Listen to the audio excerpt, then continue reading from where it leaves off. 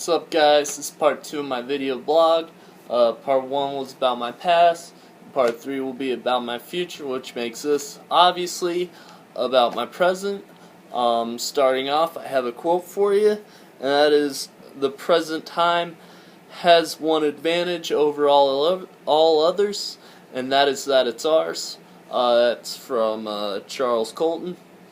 Last blog, I talked a lot about where I was born and how I was raised, and I kind of stopped at when I enlisted. This blog, I'm gonna talk more about my theologicals and my ideals and how I kind of gained that over time.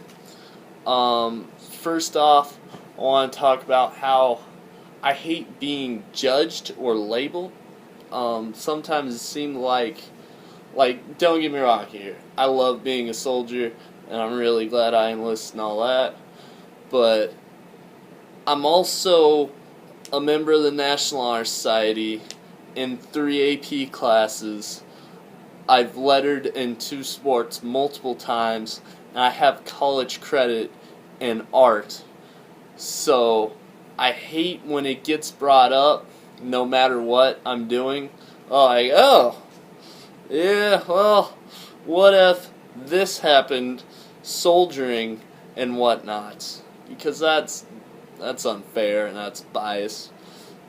And it's just I've done so much more throughout my life and throughout my high school career that I feel like I'm owed to be seen as a more well-rounded individual rather than just a soldier or just a student or just an athlete.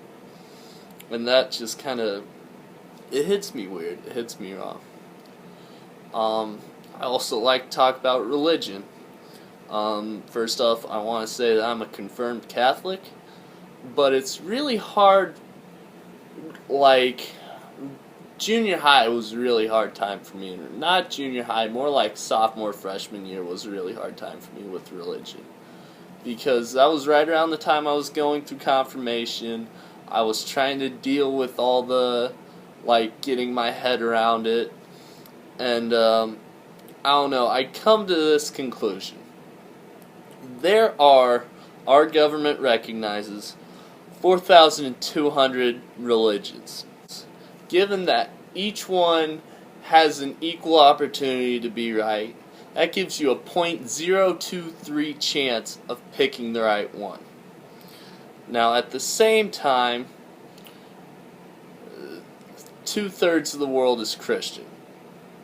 Now, given that the first commandment of the Christian faith is that thou shalt not have false gods before me, which, by the way, seems kind of like a recruiting scam bit. Is that really the most important one?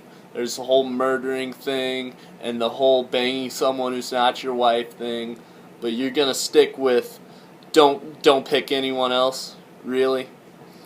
But either way, given that 2/3 of the world are Christian, and not being Christian will get you sent straight to hell, that means that the vast majority of the world's population is going to hell by default, without even a fair chance. So, of the 7.125 billion people in the world, that means that 4.75 billion are going straight to hell. No questions asked. Gone. Just because they picked the wrong side. That, in perspective, is enough to have 564.7 New York cities. Second most populous city in the world, most populous in America. 564 are going straight down the toilet. Now you gotta think hell is a little overcrowded. At the same time, like I said, I'm a confirmed Catholic. I've picked that faith. In Haiti, the people of Haiti they had their own religious system, but they were basically, cannibalism was a very, very large part of it. And the concept was, you didn't like this guy, you thought he was a witch, so you cut him up into little bits and then you ate him.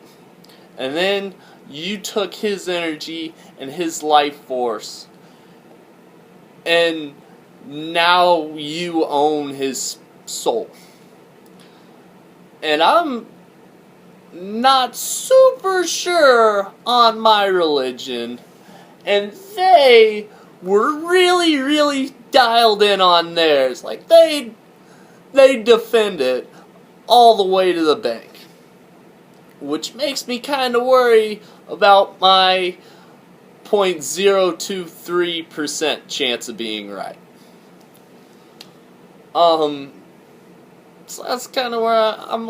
If I had to pick, I'd say I'm a Catholic, because you gotta pick one, and I'm not real sure about any of them.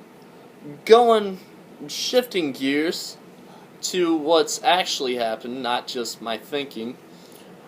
I did pick a school to go to in the fall.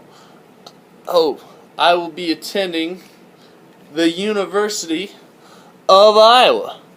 Go Hawkeyes.